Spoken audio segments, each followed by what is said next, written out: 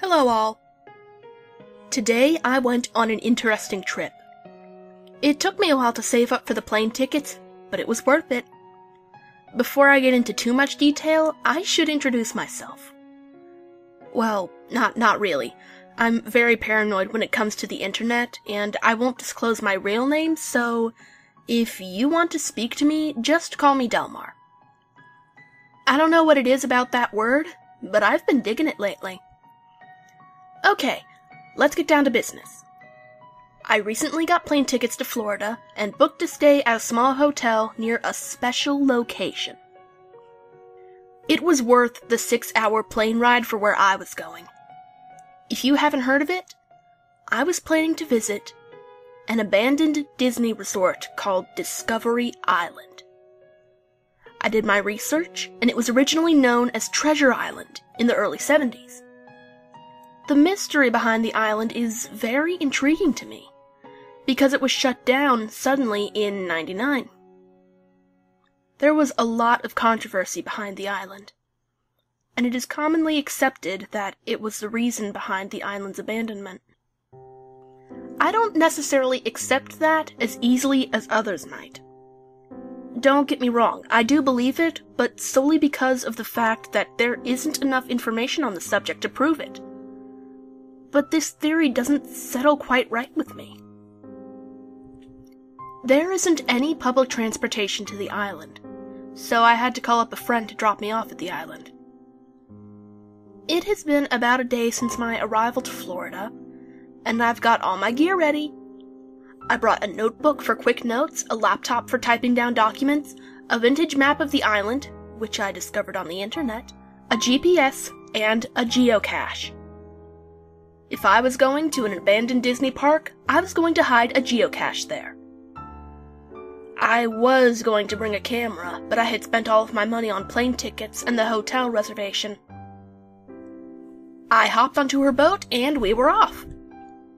The warm Florida air swerved past my temples and into the roots of my hair, relaxing me. This all went away as soon as the island entered my line of sight. I can't explain it. It was a strange mixture of happiness, excitement, and dread. I couldn't explain why I felt dread, but I did. I also noticed the air got thicker as we reached the island. I told myself it must be the humidity, but in hindsight, that wouldn't really make much sense. The change was too quick. It wasn't gradual enough to be natural. Ignoring it, my buddy pressed on towards the island. Strange. She didn't seem to comment on the things I've noticed. We arrived at the island. Well, finally! After all the research, I'll finally be able to expose to the world what really happened at this mysterious island. Well, if I find anything to expose, that is. After stepping off her boat, I felt a sense of satisfaction. All of my hard work had led up to this. I waved goodbye to my friend as she left me to my own devices. I looked around for any landmarks.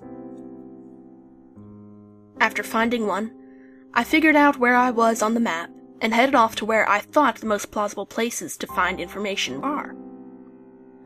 The first place I had in mind was the information booth.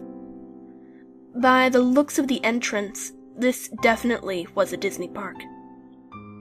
It was very well crafted and detailed. Most of the display looked sun-damaged and a bit cracked. Some of it, you could say, looked sandblasted. Well, I guess the years of wear and tear from the unforgiving Florida weather took its toll. I continued until I reached what looked like the information booth. The sign was faded and the paint was chipping. It was hanging by a nail, and it obscured my view of the inside. I slid it out of the way. Inside was a perfectly normal information booth, as expected. There was an eggshell white desk with assorted tickets on it. It even had some pamphlets mixed in. Taking the liberty of grabbing one of the pamphlets, I ran over to the nearest bench and laid it out. Also faded and water damaged, I deciphered as much of the text as I could and typed it into a Word document. I noticed something funny, though. I had an internet connection. This place was closed in the 90s. Why would there be free Wi-Fi here?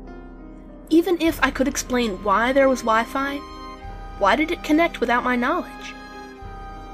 I didn't have auto-connect on or anything. I checked the router name and the IP.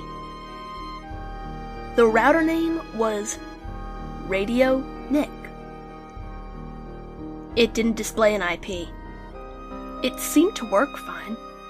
My internet browser was functioning perfectly. I shrugged it off and decided to take this opportunity to do a little more research. Didn't find anything that I didn't already know. I continued to copy down the contents of the pamphlet.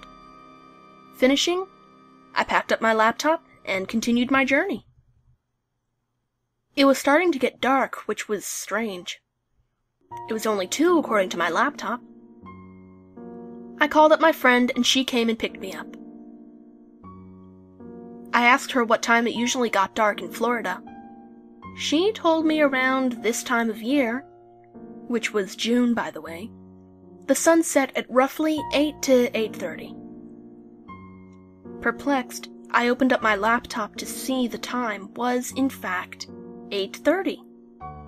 It literally said 2 o'clock 10 minutes ago. Don't freak yourself out, I told myself. It was probably just that sketchy router you connected to that messed up your time. Probably was set to the wrong time zone or something. We arrived at shore, and I took my rental car to the hotel. After typing this up, it really put into perspective how weird it really was. I'll pick up on my exploration tomorrow.